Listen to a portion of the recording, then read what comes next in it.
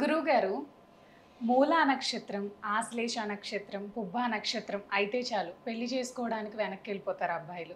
అసలు ఎందుకు గురువుగారు, ఇది అపోహన? వాళ్ళ నక్షత్రాలు నిజంగానే మంచివి కాదా? తప్పకుండా తెలియజేస్తున్నామా. ముందుగా ప్రేక్షకులందరికీ శ్రీమాత్రే నమః, శ్రీ గురుభ్యో నమః. జ్ఞానినాంనపి చేతాంసి దేవి భగవతి హిసా బలాయ కృష్ణమోహాయ మహామాయ ప్రయశ్చతి. మనకు 27 నక్షత్రాలు ఉంటాయమ్మా. ఇది మంచిది, ఇది చెడ్డది అని చెప్పి ఏ శాస్త్రం కూడా చెప్పదు. ఏ నక్షత్రానికి ఆ నక్షత్రం సరిసాటిగా ఉంటుంది. అన్ని నక్షత్రాలు మనకి సమానమే. ఈ నక్షత్రానికి ఈ జాతకమే పొంతనవుతుంది, ఈ జాతకం పొంతన కాదు అనేటటువంటిది ఎదుటి వారి యొక్క జాతకం మీద ఆధారపడి ఉంటుంది. ఎందుకు అని అంటే గనక ఇప్పుడు మూల కానివ్వండి, పుబ్బ కానివ్వండి, ఆశ్లేష కానివ్వండి, లేదు అని అంటే గనక ఇతర నక్షత్రాలు కానివ్వండి. కొన్ని నక్షత్రాలు ఏంటి అంటే, కొన్ని నక్షత్రాలకు ఆశ్లేష నక్షత్రంలో ఉన్నటువంటి వారికి అత్తగండం అని చెప్పేసి, మూలా నక్షత్రంలో పుట్టిన వారికి మామతో ఇబ్బందులు వస్తాయి అని చెప్పేసి, అలాగే పుబ్బా నక్షత్రంలో పుట్టినటువంటి వారికి మేనమామలతో గండం అని చెప్పేసి, ఇలా కొన్ని మనకు శాస్త్రంలో అందించడం జరిగింది. అది ఎందుకు అందించారు? ఉమ్మడి కుటుంబాలు ఉండేటటువంటి తరహాలో అప్పట్లో ఉండేటటువంటివి. అందరూ ఒక కుటుంబంలో దాదాపు 16-15 మంది ఉండేటటువంటి జనరేషన్ నుండి ఇప్పుడు ఒక కుటుంబంలో ఒక ముగ్గురు ఇద్దరి కంటే ఎక్కువ ఉండట్లేదు. అలాంటి జనరేషన్లో వచ్చాము. ఎప్పుడైనా జ్యోతిష్యము కాలం మారుతున్న కొద్దీ, ఆచారం మారుతున్న కొద్దీ జ్యోతిష్యం కూడా మార్పు చెందుకుంటూ, రూపాంతరం చెందుకుంటూ వచ్చింది. ఫలానా ఎగ్జాంపుల్గా పుబ్బా నక్షత్రంలో ఎవరైనా జన్మించారు, అమ్మాయే కావచ్చు అబ్బాయే కావచ్చు, జన్మించారనుకోండి, ఫలానా ఈ నక్షత్రం వాళ్ళకి వీళ్ళకే ఇచ్చి పెళ్లి చేయాలని ఏ శాస్త్రం కూడా చెప్పదు. ఫస్ట్ ఒక వివాహ పొంతన విషయంలో అష్టవర్గులు అని చెప్పేసి ఉంటాయి. 8 రకాలైనటువంటి వర్ణ, వశ్య, జీవ, యోని, నాడి, గ్రహమైత్రి, ఇవన్నీ కూడా గుణమేళన చక్రం, ఇవన్నీ కూడా చూసి పొంతన కలిస్తే అప్పుడు వివాహం చేయడానికి అర్హత కలుగుతుంది అని చెప్పడానికే తప్ప, ఈ నక్షత్రంలో పుడితే వీళ్ళకే ఇచ్చి వివాహం చేయాలి, ఫలానా ఈ నక్షత్రంలో పుడితే వాళ్ళకే, ఈ నక్షత్రం వాళ్ళకి ఇచ్చి పెళ్లి చేయాలి అని ఏ శాస్త్రంలో కూడా చెప్పలేదు. మన నక్షత్రాన్ని బట్టి, మన జాతకాన్ని బట్టి, మన గ్రహ కుండలిని బట్టి, ఎదుటివాడి యొక్క గ్రహ కుండలిని చక్రాన్ని అంచనా వేసి 2 జాతకాల్ని ఒక దగ్గర పెట్టి సరిపోతుందా లేదా అని చూసేటటువంటి పద్ధతే జ్యోతిషం తప్ప, గురుగారు నాకు ఫలానా ఈ నక్షత్రం అండి, ఈ నక్షత్రం వాళ్ళని పెళ్లి చేసుకోవచ్చా అని అంటే, ఆ నక్షత్రంలో గుణమేళన, ఇప్పుడు ఈ నక్షత్రం వాళ్ళు చేసుకోవాలంటే ఫస్ట్ వాడి యొక్క నక్షత్రం చూడాలి, వాడి యొక్క గుణగణాలు చూడాలి, వర్ణ, వశ్య, జీవ, యోని, నాడి, గ్రహమతి, వర్గులు, ఇవన్నీ కూడా క్యాలిక్యులేషన్ వేయాలి. జ్యోతిష్యం మీన్స్ క్యాలిక్యులేషన్. ఏదైనా కూడా క్యాలిక్యులేషన్ని అంచనా వేసి జ్యోతిష్యం చెప్తాం తప్ప ఊహాజనితంగా జ్యోతిష్యం చెప్పడం అనేటటువంటిది జరగదు. కాబట్టి మీరు ఎప్పుడైనా గమనించండి, ఒక జాతకం సరిపోతుందా లేదా అనేటటువంటిది ఎదుటి వ్యక్తి జాతకం మీద ఆధారపడి ఉంటుందే తప్ప, మనం ఈ నక్షత్రం వాళ్ళని పెళ్లి చేసుకుంటే మనం అదృష్టవంతులం అవుతాము, ఫలానా ఈ నక్షత్రంలో పెళ్లి చేసుకోకపోతే మనం దురదృష్టవంతులు అవుతాము అనేటటువంటిది మన మూఢనమ్మకము, మన యొక్క అపోహ అని గుర్తుపెట్టుకోవాలి ఎవరైనా. పెళ్లి ముహూర్తాల టైంలో గురువుగారు జాతకాలు చూసుకున్నప్పుడు కుజుదోషాలు, సర్పదోషాలు అంటూ ఉంటారు. ఈ నక్షత్రంలో పుట్టిన వాళ్ళకి అందుకు కొంచెం సంకోచిస్తూ ఉంటారు. ఈ దోషం ఉంది, ఈ దోషం ఉన్న వాళ్ళకే పెళ్లి చేసుకోవాలి. అది నిజమేనా గురువుగారు? అబ్సల్యూట్లీ కరెక్ట్ అమ్మా. ఎందుకంటే కుజదోషము ఒక అబ్బాయి జాతకంలో కానీ అమ్మాయి జాతకంలో కుజదోషం ఉంది. అసలు ఎందుకు వస్తుంది గురువుగారు కుజదోషం అనేది? కుజదోషం అనేటటువంటి మనం పుట్టినటువంటి సమయంలో ఒక లగ్నం ఏర్పడుతూ ఉంటుంది. లగ్నం అంటే మనిషి యొక్క స్వభావము అని అర్థం, దాని శరీరతత్వము అని అంటాము. ఎప్పుడైతే ఒక లగ్నం నుంచి 2వ స్థానం కానీ, లేదా 4వ స్థానం కానీ, 6వ స్థానం కానీ, 11వ స్థానం కానీ, 7వ స్థానం కానీ, లేదా 12వ స్థానంలో ఈ స్థానాలలో కుజుడు అంటే అంగారకుడు ఉంటాడో దానిని కుజదోషము అని నిర్వర్తించడం జరిగింది. ఎందుకంటే మన శరీర భావం నుంచి ఆయా స్థానాల్లో కుజుడు సంచరిస్తే మన శరీరం తత్వం ఎట్లా ఉంటుంది, అలాగే మనం ఏ రకమైనటువంటి బిహేవియర్తో ఉండవచ్చు, ఏ రకమైనటువంటి ఆలోచనతో ఉంటాము, మనకు వచ్చేటటువంటి అమ్మాయి సరిపోతుందా లేదా, అమ్మాయితో మనం నెగలగలుగుతామా లేదా, అమ్మాయితో అడ్జస్ట్మెంట్ అవుతామా లేదా, అమ్మాయి కావచ్చు అబ్బాయి కావచ్చు ఎవ్రీవన్ అడ్జస్ట్మెంట్ అవుతామా లేదా, ఈ జీవితం ముందుకు వెళుతుందా లేదా మధ్యలోనే డిస్టర్బెన్స్ అవుతుందా, విడాకుల దాకా తీసుకుని వెళుతుందా, ఇవన్నీ కూడా కుజదోషం ద్వారా బయటపడతాయి. కుజదోషం ఉంటే సంతానం ఆలస్యం కావడం కానీ, వివాహం ఆలస్యం కావడం కానీ, ఎన్ని ప్రయత్నాలు చేసినా వివాహం సఫలీకృతం కాకపోవడం కానీ, లేదా వివాహం అయిన తర్వాత ఇద్దరి మధ్య వైరం పెరగడం. కుజుడు అంటేనే కోపము ఆవేశంతో కూడుకున్నటువంటి గ్రహము, యుద్ధ వాతావరణాన్ని కూడుకున్నటువంటి గ్రహము.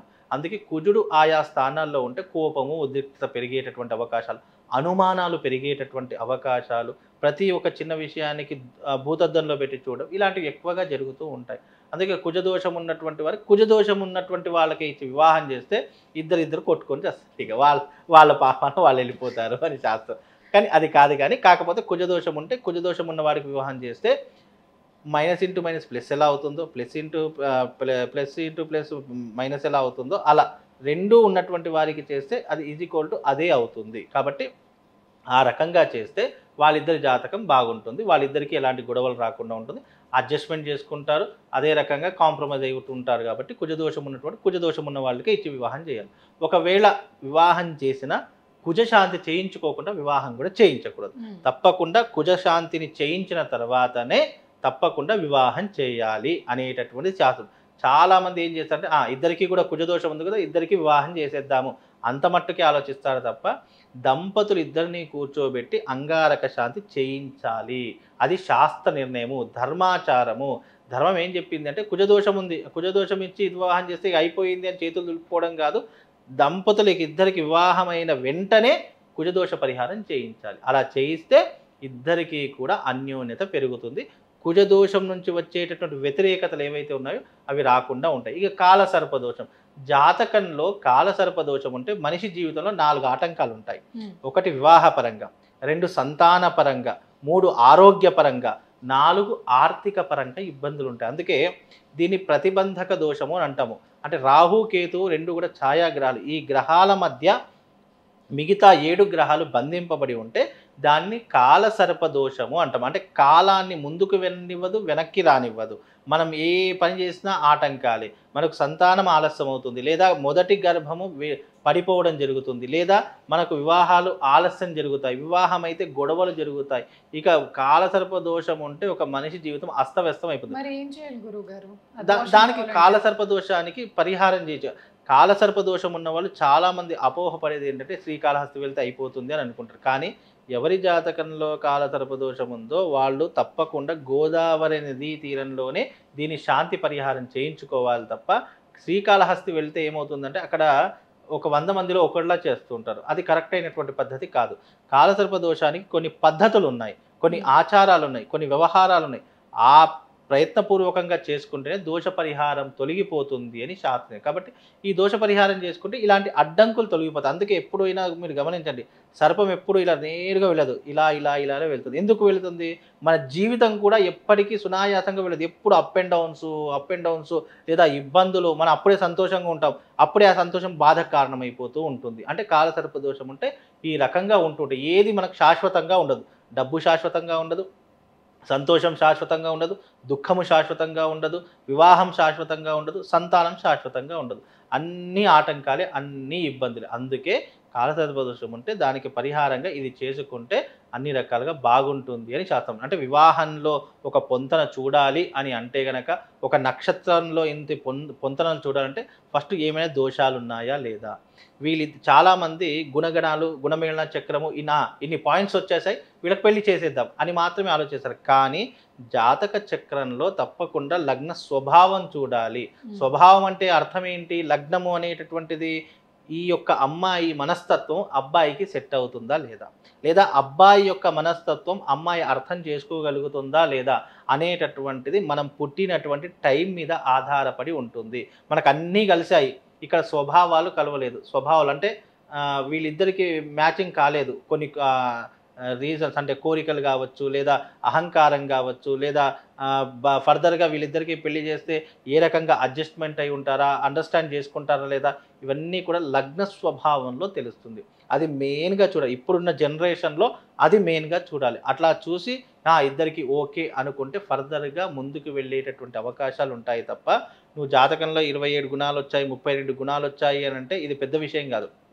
ముందు వీళ్ళిద్దరు అన్నీ చూసిన తర్వాత కూడా చాలామంది విడిపోతున్నారు. ఎందుకు విడిపోతున్నారు అని అంటే స్వభావము, వీళ్ళిద్దరి స్వభావము, మనస్తత్వము కలుస్తుందా లేదా మెయిన్గా అది చూడాలి. అది చూసి ఆ స్వభావాలు కలుస్తున్నాయి, దీంట్లో ఒక పాయింట్ తక్కువైపోయినా ఇక్కడ స్వభావం కలుస్తుంది కాబట్టి ఇద్దరు అడ్జస్ట్మెంట్ చేసుకుంటారు, అండర్స్టాండ్ చేసుకుంటారు. రేపటి రోజు ఒక 2 గొడవలైనా మళ్ళీ తిరిగి వాళ్ళే కలిసిపోతారు అనేటటువంటి ద్వారా ఈ స్వభావం చూడాలి. కాబట్టి వివాహంలో మెయిన్ స్వభావం చూడాలి, అది లగ్నస్థానం ద్వారానే ఏర్పడుతుంది. కాబట్టి ఇది చేస్తే ఏ జంట అయినా హ్యాపీగా ఉంటుంది అని శాస్త్రం.